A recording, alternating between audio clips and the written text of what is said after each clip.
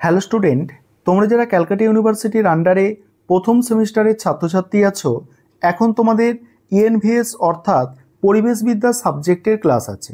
আজকের ক্লাসে তোমাদের 3 নম্বর অধ্যায় থেকে গুরুত্বপূর্ণ 3টি 5 নম্বরের প্রশ্নের উত্তর নিয়ে আলোচনা করব। আজকের ক্লাসের প্রথম প্রশ্ন যেটা থাকছে, দেখো, সম্পদ কাকে বলে, সম্পদের বৈশিষ্ট্য আলোচনা করো।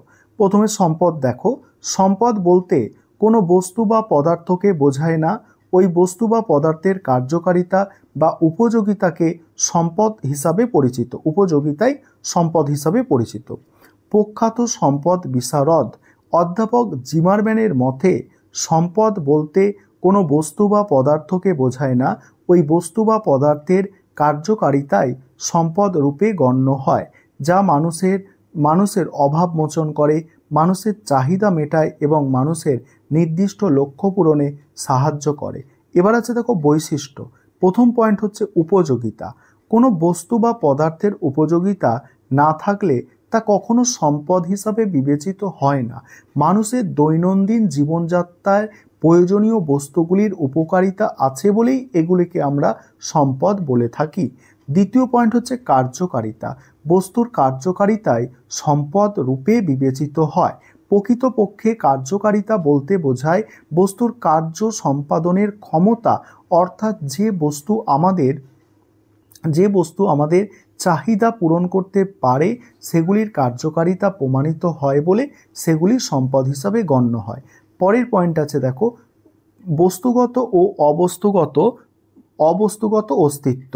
দেখো, খনিজ দ্রব্য, অরণ্যের কাঠ প্রভৃতি স্পর্শযোগ্য বস্তুর কার্যকারিতার মাধ্যমে যেমন এগুলি সম্পদ রূপে গণ্য হয়, তেমনি মানুষের শিক্ষার প্রকৌশল, আইন প্রভৃতি অস্পর্শযোগ্য বস্তুগুলিও সম্পদ হিসাবে গণ্য হয়।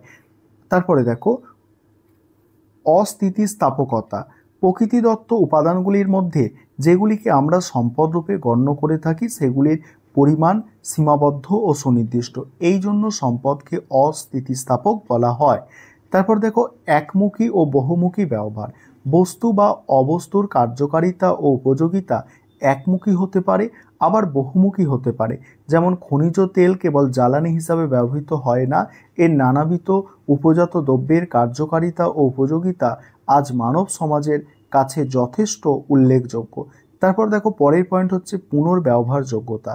সম্পদের একটি গুরুত্বপূর্ণ বৈশিষ্ট্য হলো এর পুনর্ব্যবহারযোগ্যতা। যেমন প্রকৃতি থেকে প্রাপ্ত এমন কিছু বস্তু বা পদার্থ আছে যেগুলি একবার নিঃশেষিত বা ধ্বংস হয় না, উপরন্তু এগুলি একাধিকবার ব্যবহার করা যায়, যেমন মৃত্তিকা। তারপরের পয়েন্ট হচ্ছে সর্বজনীন চাহিদা। যেসব বস্তু বা দ্রব্যের চাহিদা ব্যাপক বা সর্বজনীন তাকেই সম্পদ বলে গণ্য করি। মানুষের কাছে যে দ্রব্যের প্রয়োজন নেই তাকে সম্পদ বলে বিবেচনা করা যায় না। পরের প্রশ্নের উত্তরগুলো নিয়ে আলোচনা করব, তার আগে একটা বিষয় তোমাদের বলার আছে।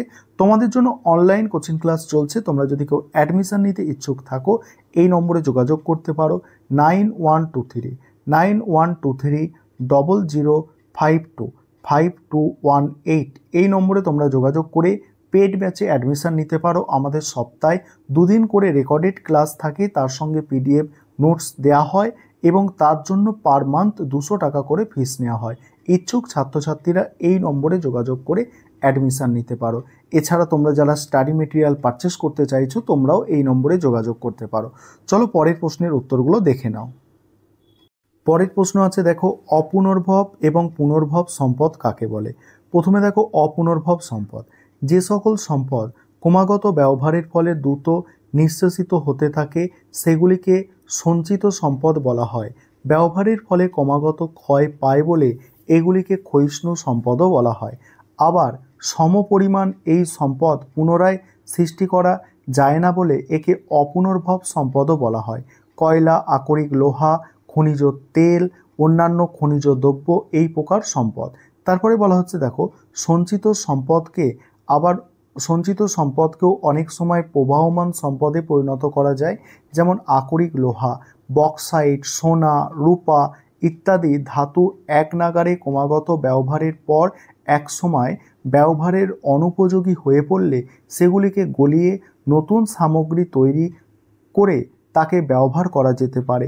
এই জাতীয় সঞ্চিত সম্পদকেই আবর্তনশীল সঞ্চিত সম্পদ বলা হয়। তারপর হচ্ছে অপুনর্ভব সম্পদ, যে সম্পদের ব্যবহারের ফলে সাময়িকভাবে হ্রাস পায় এবং কিছু সময় পরে আপনা থেকে পূরণ হয়ে যায় সেগুলিকে বলা হয় দেখো পুনর্ভব সম্পদ। সমুদ্রের মৎস্য, অরণ্য, তারপরে তৃণভূমি এই প্রকার সম্পদ। সমুদ্র থেকে মৎস্য শিকার করা হলে একসময় মৎস্যের পরিমাণ হ্রাস পেলেও কিছু সময় পর পুনরায় মৎস্যের পরিমাণ বেড়ে যায়। এইভাবে বনভূমি থেকে গাছ বা তৃণভূমি থেকে ঘাস কেটে ফেললেও কিছুকাল পরে আবার তার সৃষ্টি হয়। পরিকল্পিতভাবে পুনর্ভব সম্পদকে ব্যবহার করলে সেই সম্পদ দীর্ঘস্থায়ী হয়, কিন্তু কোনো রকম বিচার বিবেচনা না করে অপরিকল্পিতভাবে অরণ্যের গাছ কাটলে তা সমুদ্রের মৎস্য শিকার করলে এই সম্পদগুলির পরিমাণ দ্রুত হ্রাস পাবে এবং একসময় তা সম্পূর্ণরূপে বিলুপ্ত হতে পারে। এইভাবে পুনর্ভব সম্পদ যদি ধ্বংস হয়ে যায় তবে তা অচিরেই পরিণত হবে সঞ্চিত বা ক্ষয়িষ্ণু সম্পদে। জিমারম্যান এই ধরনের প্রবাহমান সম্পদকে রুদ্ধ প্রবাহমান সম্পদ বলে অভিহিত করেছেন। এবার পরের প্রশ্নের উত্তর দেখো।